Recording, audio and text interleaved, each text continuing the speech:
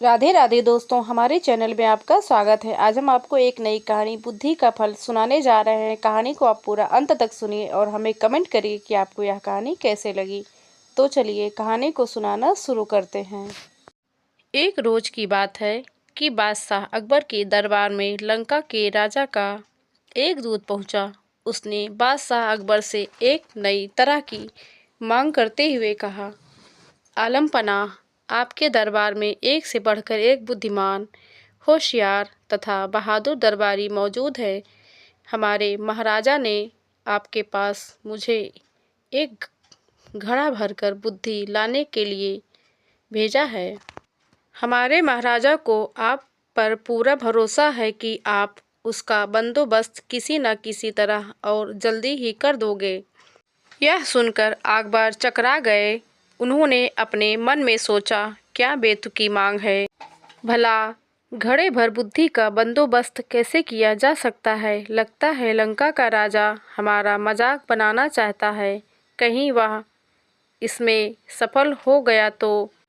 तभी बादशाह को बीरबल का ध्यान आया। वे सोचने लगे कि शायद यह कार्य बीरबल के वश का भी ना हो, मगर उसे बताने में बुराई ही क्या है। जब बीरबल को बादशाह के बुलाने का कारण ज्ञात हुआ तो वह मुस्कुराते हुए कहने लगे, आलम पनाह, चिंता की कोई बात नहीं, बुद्धि की व्यवस्था हो जाएगी, लेकिन इसमें कुछ हफ्ते का वक्त लग सकता है।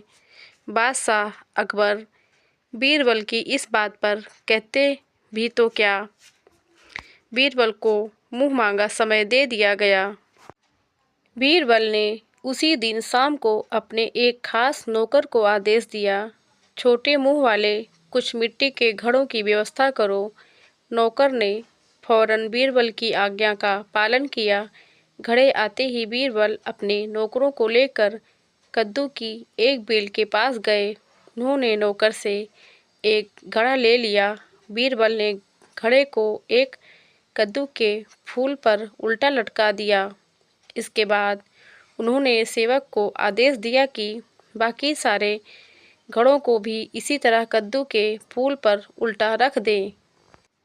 बीरबल ने इस काम के बाद सेवक को इन घड़ों की देखभाल सावधानी पूर्वक करते रहने का हुक्म दिया और वहां से चले गए।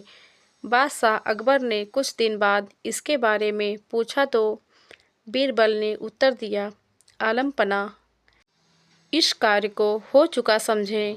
बस 2 हफ्ता का समय और चाहिए। उसके बाद पूरा घड़ा बुद्धि से लबालब भर जाएगा। बीरबल ने 15 दिन के बाद घड़ों के स्थान पर जाकर देखा कि कद्दू के फल घड़े जितने बड़े हो गए हैं। उन्होंने नौकर की प्रशंसा करते हुए कहा, तुमने अपनी जिम्मेदारी बड़ी कुशलतापूर्वक निभाई है। इसके लिए हम तुम्हें इनाम देंगे। इसके बाद बीरबल ने लंका के दूत को बादशाह अकबर के दरबार में बुलवाया और उसे बताया कि बुद्धि का घड़ा लगभग तैयार है। और बीरबल ने तुरंत ताली बजाई। ताली की आवाज़ सुनकर बीरबल का सेवक एक बड़ी थाली में घड़ा लिए हुए बड़ी शान से दरबार में हाजिर हुआ।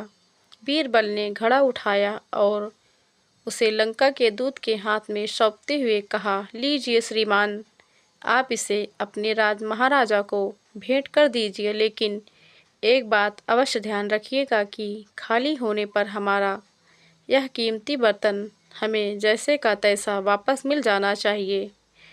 इसमें रखा बुद्धि घड़ा लेकर दूत के जाते ही बादशाह अकबर ने भी घड़े को देखने की इच्छा प्रकट की और बीरबल ने एक घड़ा मंगवा दिया। जैसे ही उन्होंने घड़े में झांका, उन्हें हंसी आ गई। वे बीरबल की पीठ ठोकते हुए बोले, मान गए भाई, तुमने बुद्धि का क्या शानदार फल पेश किया है। लगता है इसे पाकर लंका के राजा के बुद्धिमान होने में तनिक भी देर नहीं लगेगी। बुद्धि का फल तभी प्रभावशाली होगा जब इस बर्तन को कोई नुकसान न पहुँचे।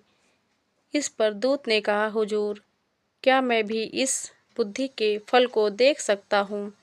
हाँ हाँ, जरूर, बीरबल ने गर्दन हिलाते हुए कहा।